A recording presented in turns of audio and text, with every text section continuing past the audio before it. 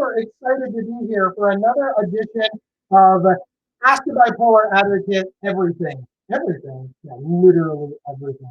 No, it's Ask Them Anything. My name is Dave Howard, and I am the author of Mental Illness as an Asshole and Other Observations. But I am also an advocate who has lived with bipolar disorder, well, really my whole life. But I was diagnosed all the way back in 2003. Now, I understand, of course, that people are having trouble hearing me. That's okay. I'll just find a better microphone. Nope, I'm on the good microphone, camera. Can you turn up my volume? Never in my life has anybody said that they've had trouble hearing me. This might be a first, even for me. But I'll try to move the microphone closer. Did that help any? Anybody? Testing? Nope, I'm back. Can you hear me better now? Hear me now? Can you hear me now? Just muffled. I've never been muffled before. All right, thank you everybody for helping me work that out. So here's the way that this works. You just drop your questions into the comments, and a very cool woman by the name of Camera will help us choose the questions. She moderates them all. She pops us on the screen. I read them, and then I answer them, and that's what we do for the next half an hour. So I see that there's like a whole ton of people over in the chat, so I'm counting on you to ask really good questions. Now, my area of expertise, of course, is that I live with bipolar disorder, so I'm like a subject matter expert. I also wrote the book, Mental Illness is an Asshole and Other Observations. It's 380 pages of awesome. You can buy it at that website there. I'm also the host of the very cool podcast, Inside Mental Health. It's available on your favorite podcast player or psychcentral.com/show. And I've been working as an advocate for, oh man, too long, almost 20 years, 18 years. So I've learned a lot and I've seen a lot. I'm a certified peer supporter. And I really want to help people living with mental illness. Thank you. Tonash said, great title. You know, I like the title of the book as well. All right, everybody. I understand that we have some questions popped up. Camera, are you ready? She can't answer. All right, here we go. The very first question. Remember, drop your question in the comments section. We'll get to as many as we can. How do I decide if I need a new therapist? You know, Michelle, if you have to ask. I want to just start right there. I don't think people start thinking to themselves, I need a new therapist, and generally arrive at the conclusion that they don't. However, there are a few exceptions to every rule. If the reason that you want a new therapist is because you don't like what they're saying, even though you understand that they're right, then that says something about you. But if you're starting to think that you want a new therapist, there's usually a reason for that, and it's reasonable to explore that. Why do you want a new therapist? Is it because you dread going? Is it because you've peaked? Is it because you don't understand what they're saying? Is it because you don't feel heard? Generally speaking, when somebody feels like they need a new therapist, they usually do. And here's the good news. That's normal. It's perfectly reasonable to go through different therapists for every stage of you managing your illness, managing the symptoms, the issues, the stages in your life. When I was first diagnosed with bipolar disorder, I just wanted somebody to tell me it was going to be okay.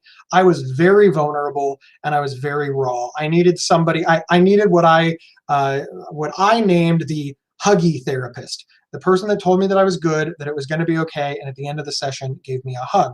Well, then I got a little bit stronger, and you know, she wasn't good anymore. I needed somebody that would push me outside my comfort zone and just really tell me what to do. Not tell me what to do, that's not the right word, but just really give me like options and tell me that I can't sit here. And then as I moved forward from that, then it became like a battle of wits, right? A couple of type A personalities fighting. So then I needed somebody that was more intellectual, somebody that would stimulate me and help me talk things out myself, because I had learned so much from the other two therapists. And that's the therapist that I kind of stick with now. And then even along the way, I needed a grief counselor, or I needed a trauma counselor, or I needed somebody to help me understand anxiety or panic. So to answer your complete question, the way that you know is that you probably already know. And it's absolutely okay to say to your therapist, I think I might need a new therapist, and talk it out with them. A good therapist will discuss it with you and maybe even give you a referral to the next step. So thank you so much for that question. All right, remember, put your questions in the comments. I will answer as many as I can. All right, Camera, you ready for the next question? Yes, Gabe. All right, here it is. What are symptoms for mixed episodes? So this is not an exhaustive list in any way, shape, or form. So please don't think that anything that I'm about to rattle off, you have to, one, have all of them, or two, that the list is exhaustive. But a mixed episode is generally this idea of I feel like I know everything and I feel like I know nothing in a short period of time. I'm having mania, I'm God, I know everything, and then a short time later, I'm garbage and I know nothing. That's generally the hallmarks of a mixed episode, this going back and forth rapidly between a couple of different concepts or ideas. That can also be rapid cycling, so you sort of have to be careful that you're not self-diagnosing yourself, but it's just this idea of a whole bunch of emotions mixed together that don't necessarily belong, vacillating back and forth quickly. All of these things are signs that you might be having a mixed episode or be rapid cycling, or just be having a general mental health problem. Remember, you don't have to diagnose yourself. If you suspect that something is going on with you, that's enough to go to a doctor and say, or a therapist and say, I might be having rapid cycling, I might be having a mixed episode, I might be having a mental health problem. So often people are like, well, I have to figure out what's wrong with me before I go to the doctor. Yeah, could you imagine if we only called 911 when we knew exactly what was wrong with you? Oh my God, something's wrong with Dad. Do you know what it is? I don't know, he doesn't look good. Well, until we figure out what it is, we're certainly not going to talk to a doctor.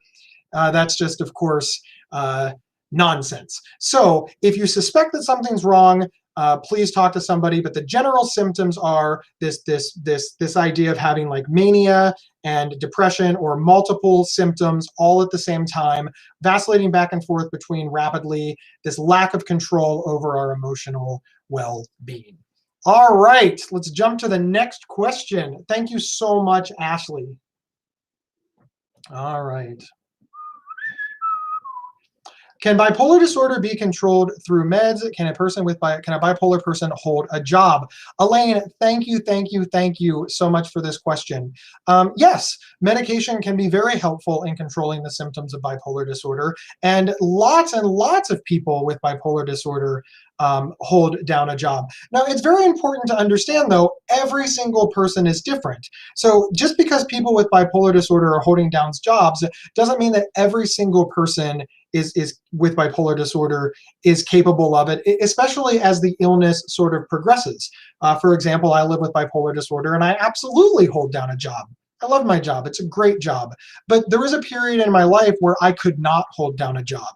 The panic and the anxiety and the mania and the depression and the mood swings and the racing thoughts made it impossible to hold down a job. So for that period of time, I was a person with bipolar disorder that could not hold down a job. Now, through coping skills, through therapy, and yes, through medication, I was able to get to a point where I could hold down a job. So Gabe Howard with bipolar disorder has both been a bipolar person that could hold down a job and a bipolar person who could not hold down a job.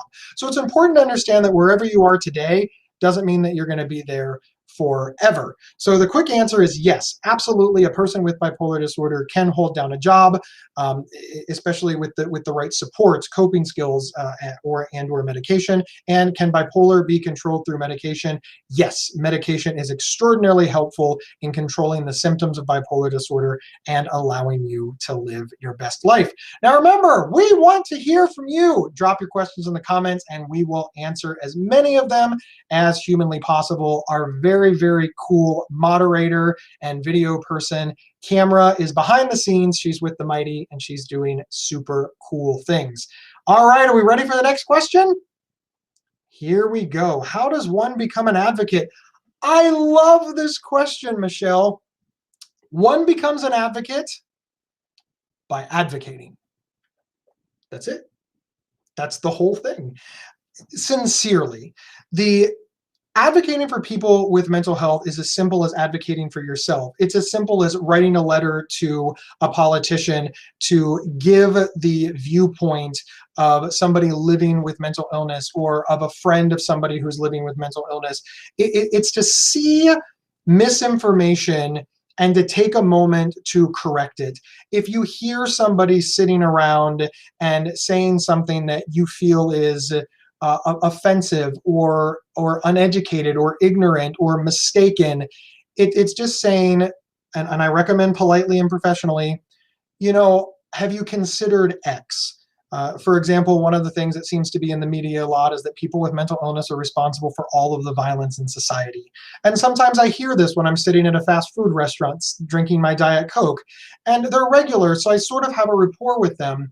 And I'll lean over and I'll say, I live with bipolar disorder, and I've never been violent. I have a mental illness. And most people with mental illness are in fact not violent. And I explain why and how that gets out there. And I say, I'm not saying that this particular individual did not have mental illness. We don't know. It's too soon to know. I'm just saying that the majority of people living with mental illness are not violent. So I just want to make sure that you understand that. That, Michelle, is advocacy. Now, on a higher level, listen, get involved with a mental health charity, the National Alliance on Mental Illness, NAMI, DBSA, Depression Bipolar Support Alliance, Mental Health America. These are all great charities that are always looking for volunteers, and there's so many more. I could spend the entire show listing off mental health charities that would love for somebody to volunteer, to write an article, to help fundraise, to captain a team, to write a letter to an editor, to organize a campaign of some sort. There's just endless amounts of things that you can do. And all of that, Michelle, is also advocacy. So those are the ways that one becomes an advocate. Finally, find something that you're really, really good at and stick with it and work with all these organizations. It turns out that I'm good at talking. So naturally, I became a podcaster. Thank you so much, Michelle. All right, let's hop to the next question. Is it more common to have a manic episode during the spring or summer and depression during the winter? There's quite a lot of research about this, and I honestly believe that the research is just generally inconclusive. For one thing, it sort of relies on self-reporting. And on the second thing, it sort of relies on clearly defining mania and clearly defining depression. Let's remove this outside of bipolar disorder and just talk about the human condition.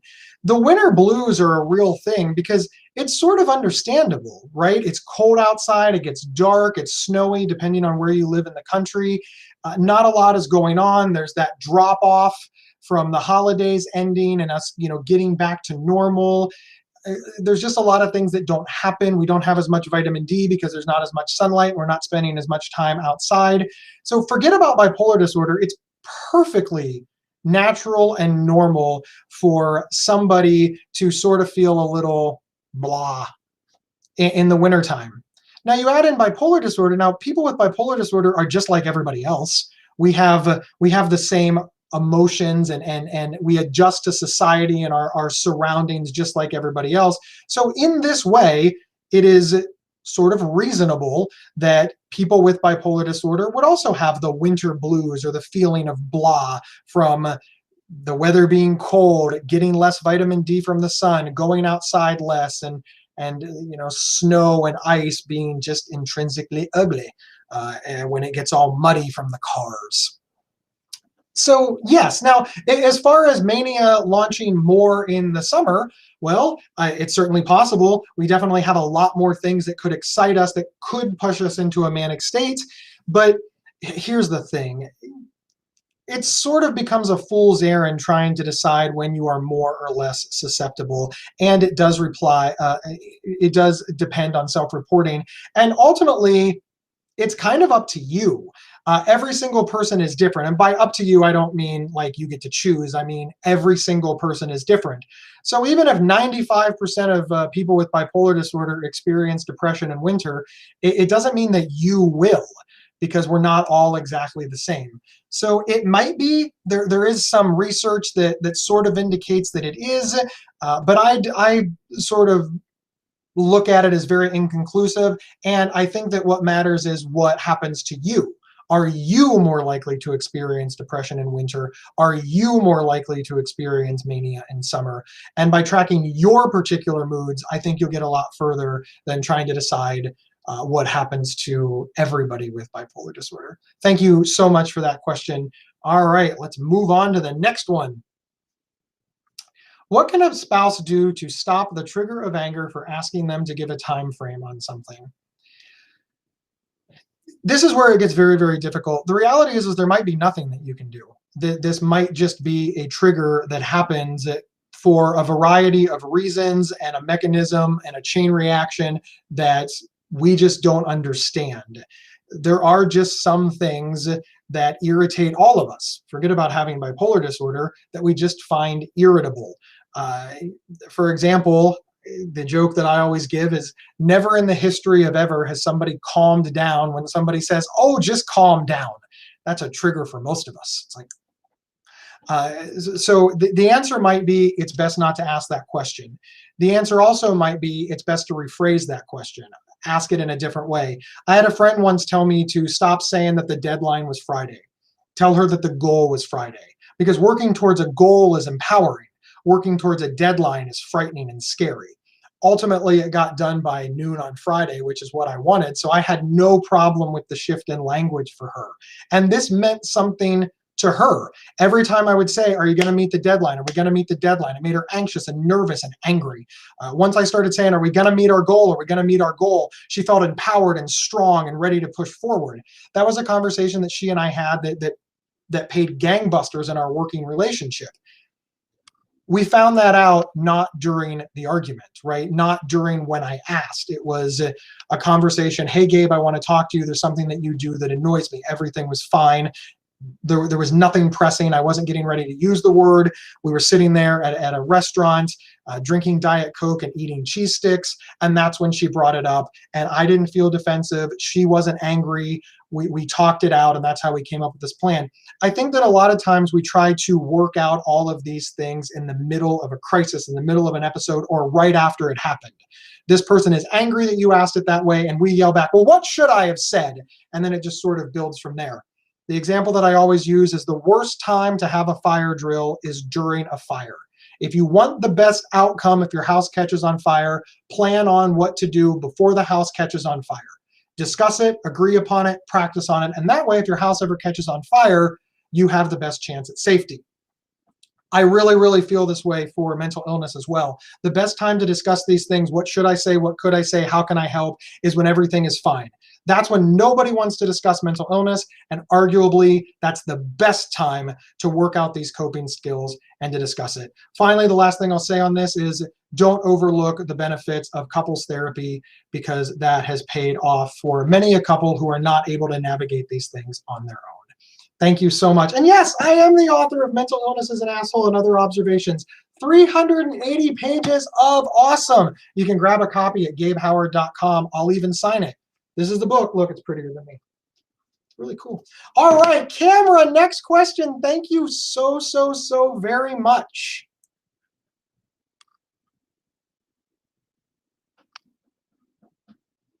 All right, can meditation, discipline, and self-awareness control the symptoms of manic episodes? This is one of those very unpopular answers. I'm going to say no. Now listen, as sure as I am sitting here, there are people within the sound of my voice that are absolutely positively managing the symptoms of bipolar disorder and manic episodes with diet, exercise, yoga, meditation, discipline, self-awareness, etc. I'm not saying that they're not. I am not calling them liars. I completely believe them. Long-term studies show that more often than not, this doesn't work for the long term. Now, it doesn't mean that it won't work for you. So I suppose the correct answer is maybe, but it's unlikely. And when I look at giving myself the opportunity for a best life, I don't want a maybe, I don't want an unlikely. I like to look at the research and the data and what shows and what gives me the best odds and the best long-term chances. Mania is just a powerful force that robs us of our ability to think clearly. And when I can't think clearly, self-awareness isn't going to help. Mania robs me of self-awareness. That's one of the hallmarks of mania. When I think about being disciplined or meditating, mania just shows me what it wants me to see. I always use the example of when I jumped up on a bar and started like singing and yelling at the group. The whole group was yelling at me to get out. They were calling me every name in the book. They were telling me to shut up. But all I could see was a group looking at me and cheering. Mania fixed their anger and turned it into wild praise and excitement.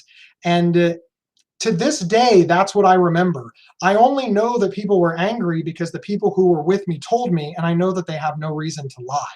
But to this day, I remember it as just a wonderful day where people thought that I was awesome. But logically, I am now aware that people didn't think that I was awesome at all. I need the help of coping skills, medication to lower those symptoms so that they can get more controlled. Now, all of that said, meditation, discipline, and self-awareness do come into play when you're able to get medical intervention to control bipolar disorder, because meditation, discipline, and self-awareness helps every single human on the planet. We should all be more self-aware. We should all be disciplined, and we should also practice mindfulness, meditation, stop and smell the roses, take deep breaths, whatever it is that you want to call it. So in that way, yeah, it's going to help with bipolar because it'll help with everything. Self-awareness is a wonderful thing, and all of us should be more disciplined. So thank you so very much for that question. All right, we're going to kind of do a speed round now because we're running out of time. Are pregnant women more likely to experience postpartum after birth when they are bipolar disorder? Sincerely, I do not know the answer to this. I know that people with any mental illness have more to worry about. The best predictor of future behavior is past behavior. So you are more susceptible to having a mental health issue in the future if you have had one in the past, and bipolar disorder is definitely a mental health issue. However, when it comes to postpartum, I am not an expert on that. I've never experienced that myself, either as I've never been pregnant, and I've never had children, so I don't have firsthand knowledge of that. So I would strongly recommend and encourage following up with a therapist or a doctor to learn more about that. Listen, I like the way that you're thinking about how it could be a problem and you're looking to get answers and move forward on that. I think that that is an excellent practice, being concerned about something and getting more information on it so you can combat it in the future. So thank you so much for that question. And I wish I had more of an answer, but I'm sorry I don't. How do you come out of depression? Excellent question. There are so many coping skills that people use when they're depressed. So one of the ways that you come out of depression is trial and error, figure out what works, and then repeat and sort of grow. If you find something that works, use it again until it stops working. One of the things that helps me is to celebrate little victories. So when I'm in a really, really bad depression, I stop doing things like shower. I stop doing things like shave. I stop doing things like getting dressed, leaving the house, getting out of bed. So when I'm really, really depressed, one of the things that I do is make a list of every mind-numbing thing that I can think to do. And I'm serious. The very first thing on the list is make a list of things to do. The second thing is get out of bed. Third thing is get undressed. The fourth thing is put clothes in the hamper. The fifth thing is to get in the shower. The sixth thing is to wash my hair. Seventh thing is to soap up. Eighth thing is to shave. Ninth thing is to dry myself off. And I just write every single one of those things down and I cross them off as I go. And I don't give myself a deadline or a goal or anything. I don't care if it takes all day to accomplish all of those things. I get through as many as I can. And then the next day, I start over. This helps me so much because as I'm crossing things off the list, I'm building momentum. I'm taking a little bit of success and I'm putting it in my pocket, and that helps me move forward. That is very helpful to me. And then I just keep adding things to the list. Go to the mailbox, walk outside, drive to the store, walk around the mall, walk around the neighborhood, walk around the house, just whatever. And then I build up and up and up until I realize that I'm just carrying on with my normal life and I don't need the list anymore. That visual representation and that success of crossing things off the list helps me a lot. I imagine that the movement also helps me. Finally, calling your therapist, calling your support system, and/or calling your doctor is also very, very helpful. Don't be afraid to reach out. All right, next question. My doctor also says it's impossible for me to be ADHD and ASD when all my traits, symptoms are bipolar. You know, Denise, I'm not familiar with your case, and even if I was, I'm not a doctor. So I think that it's important to have this discussion with your doctor. If you feel that your doctor is wrong, one, there's nothing wrong with that. You are absolutely empowered to feel that your doctor is wrong. Go get a second opinion. Find somebody else to talk to. Find a therapist, a psychologist, another mental health professional, and tell them your symptoms and concerns and see what they say. Ask them why this is, and compare and contrast. And remember, be in control of your own care. And that means you need to understand the diagnosis. Whatever it is, you need to understand how they arrived at it, what the treatment is, and be on board with it. So if you don't feel that you have the right treatment, that's fine. There's nothing wrong with that. But rather than thinking to yourself, oh, the doctor is wrong and not doing the right thing, and I don't like this doctor, just think to yourself that this is an opportunity to get a second opinion and to learn more and to work with your doctor to find out how they arrived there. So this is not a, one of the things that I try to say is it's not an us versus them. It's not a good guys versus bad guys. It's not a patients versus doctors. It's just about working together so that we understand how we arrive there. I don't believe that doctors are always right any more than I believe that patients are always wrong. And I don't believe vice versa either. But it sounds like there is a disconnect. There is certainly a disagreement, and that's where it's important to find a third party to help break that tie, to learn more, and to work with whomever you need to work to so that you understand and you're on the same page so you can get the best treatment moving forward. Thank you so much, Denise, and certainly best of luck. All right, next question. What kind of services are available for someone with bipolar who needs medication daily but is at risk for suicide with medications? These are some of the hardest questions to answer, Lindsay, because depending on where you live, the services change.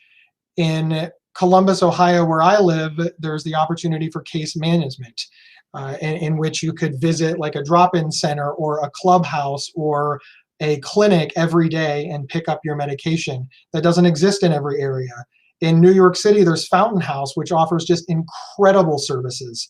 That's not available in, well, pretty much any place except for New York City. It's really an incredible opportunity, or an incredible program. So where you live is really going to determine. What I recommend is to call, either ask your therapist, ask your provider if case management is available, ask what is available to somebody in your shoes and see if they can provide any services, anything like that. Now, the next thing that I want to say is it's also possible that maybe you could work with a friend. Maybe you could give the medication to a friend, a spouse, a parent, a sibling, and go get the medication from them every day. Sign the HIPAA form so that they can talk to your doctor directly. They understand. Go fill the prescriptions with them, give the medicine to them, and then have them, meet up with them every day, however you have to do it, or maybe they'll leave you a couple of days at a time, whichever you're most comfortable with, and maybe you can handle the situation that way. That has certainly helped me in the past. I was very fortunate that my wife was able to sort of keep control of the medications and then give them to me twice a day. That was extraordinarily helpful. So those are a couple of ideas. I'm sorry I don't have a more firm answer, but again, depending on where you live, the answer is just so incredibly different. Thank you so much. Looks like we have time for one more question. All right, camera. What is a doozy of a question to end on? Is counseling and therapy the same thing? Generally speaking, yes. I mean, I am sure that there are little differences, but a lot of times it's interchangeable. One of a hallmark is that counseling is provided by a counselor, which is a different set of education, and therapy is provided by a licensed therapist, and that can make a difference in the training that the person's received. To the layperson, it looks a lot the same. I'm sure that there are legal differences when it comes to insurance and goals and things like that. In fact, I'm positive of it. So I just want to asterisk and caveat that right there.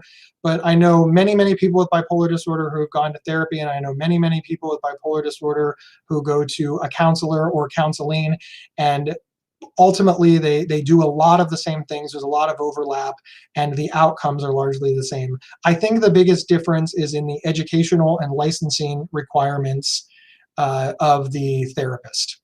And it looks like or of the therapist and or the counselor. That one was a quick one, so I think we have time for even one more. It's like a bonus question. Cameron, did you have a bonus question lined up? Oh, here we go. Thank you, Rachel. I know you're an adult, but do you know anything about services for children? Rachel, thank you so much. So services for children are a little different because the guardian, I know you're an adult.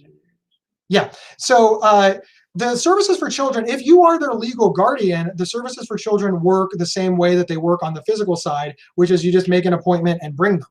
HIPAA doesn't apply if you're their legal guardian, just like in physical therapy, or just like in physical illnesses. All you need to do is make an appointment. So talk to their pediatrician or their general practitioner and ask for a referral if that's what your insurance needs, or call a child psychologist or a child psychiatrist and bring them in and get them evaluated. Again, I can't stress enough. When it comes to physical health, the only thing that we require is that we think there's something wrong. Mom is acting funny, dad passed out, you look awful, you feel awful, and boom, we make appointments for doctors, we call 911, we render aid. We're not trying to figure out what's wrong, we just suspect that something's wrong. The same thing is true in mental health. If you suspect that something is wrong with your child, make an appointment with a doctor immediately and just say, here's what I observed, here's what I see, here's what I'm worried about, here's what brings me in, and then let the doctor do their job. You don't have to know what it is. You don't have to tell the doctor, here's why I think it's bipolar. It's enough to say, I think my child has bipolar disorder and I want them evaluated, and then answer the doctor's questions openly and honestly. Now, if it's not your child, that becomes a lot more difficult. You've got to get their guardian on board because their guardian is ultimately going to have to bring them to the doctor. We can't pick up other people's children and take them to psychiatrists. That is highly unethical and illegal. So please, I want to advise people of that. But if it's your child, make an appointment with a child psychologist, make an appointment with a child psychiatrist, make an appointment with a general practitioner or a pediatrician, and explain your concerns fully and immediately, and let the process take off from there. Thank you so much, Rachel. I'm glad we could squeeze your question in at the end there. Happy accident. Everybody, my name is Gabe Howard, and I am the author of Mental Illness is an Asshole and Other Observations. 380 pages of very cool stuff. You can buy the book on gabehoward.com. I'll sign it and throw in a bunch of swag. If you want more free stuff, and listen, I love free stuff, you can head over to my podcast, Inside Mental Health. It is psychcentral.com/show, or just search for Inside Mental Health on your favorite podcast player. Lots of cool topics. Pick the topics you want, listen to those ones. And I wish you all just an absolutely incredible rest of the day and good mental health. And we will see you here in a couple of weeks.